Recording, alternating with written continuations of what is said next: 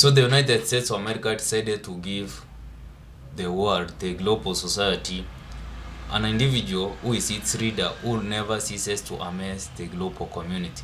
He always comes up with new ideas, new perspectives. It's said to slam countries right and left and center with new sanctions. And right now the casualty is India. India was slammed with 25% tariff. So goods which are going to move from India to the United States of America, they are going to face a 25% tariff. There is this old narrative which is saying that the people who are going to pay that tariff is the Indians.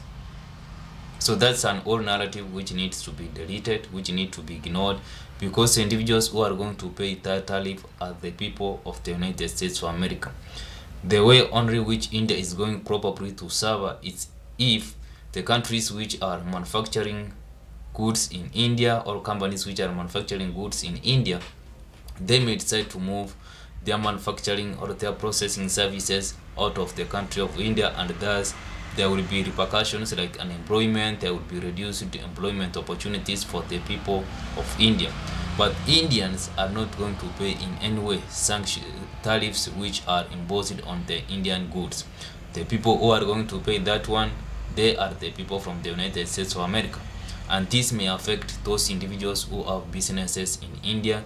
Probably they may decide to pass that cost to their consumer, or at the same time they may decide to kind of reduce their profits margins in order to sustain their businesses in India and also to maintain their customers in the United States of America, probably until the current president, that is the United States president, that's a powerful leader who deserves a Nobel Peace Prize gift, Donald Trump, moves out of power.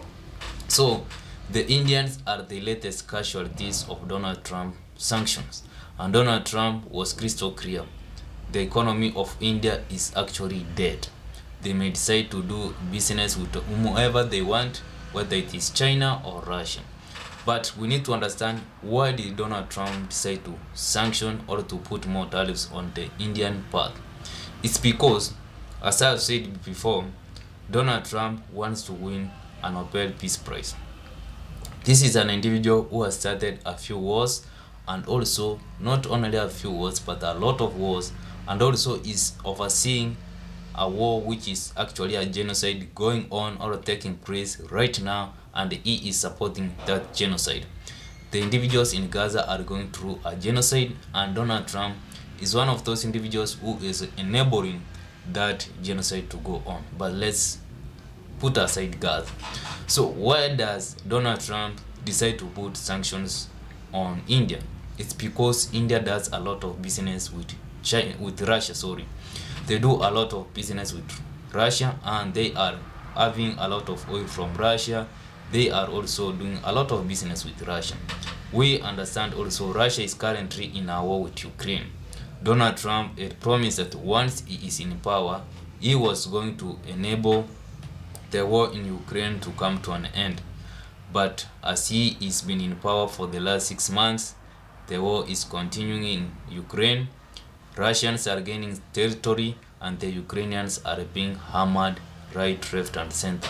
So Donald Trump is disappointed with Vladimir Putin, and he wants those countries which are buying from the Russian part to stop buying from Russian part, in order to probably, let's say, cripple the economy of Russia, which probably will not take place and soon, because Russians are gaining territory each and every time, and Donald Trump threatening Russians with a 12-day ultimatum.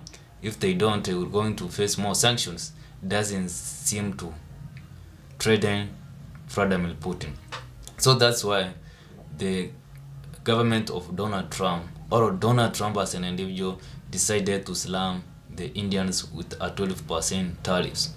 So we need to also understand, even if India decides to not to buy from the Russian part, there is going to be a global catastrophe which is probably going to happen, more especially in the energy sector, because countries like India and China, let's use some random figures, these are countries which have a 12 billion people, not 12 but 2 billion people.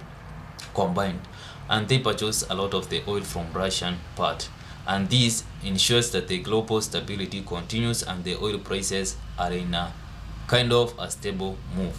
So if India and China decides not to buy Russian oil, then the whole world economy will be triggered, there will be energy crisis, and the world will never be the same. So Donald Trump is kind of trying to coerce India and China not to buy from the Russian part, but we understood what went on with China. The United States of America found that China is not some Iranian country which are going to bully right, left, and center, and they understood that the war with China is an unwinnable war, and China is stable, and China has a lot of individuals in the Asian part, and also the likes of Russia are friends with China. So China cannot be played as some other countries, let's say even like India. So that's why Donald Trump, even in that statement which he released, he was somebody who was kind of disappointed by the likes of India and China, and he is not expressing himself from a position of power. So what are your thoughts about the sanctions which have been slammed on India? Will India prosper, or it's going to cave and give the United States what it wants? I would like your thoughts in the comment section. See you in my next one.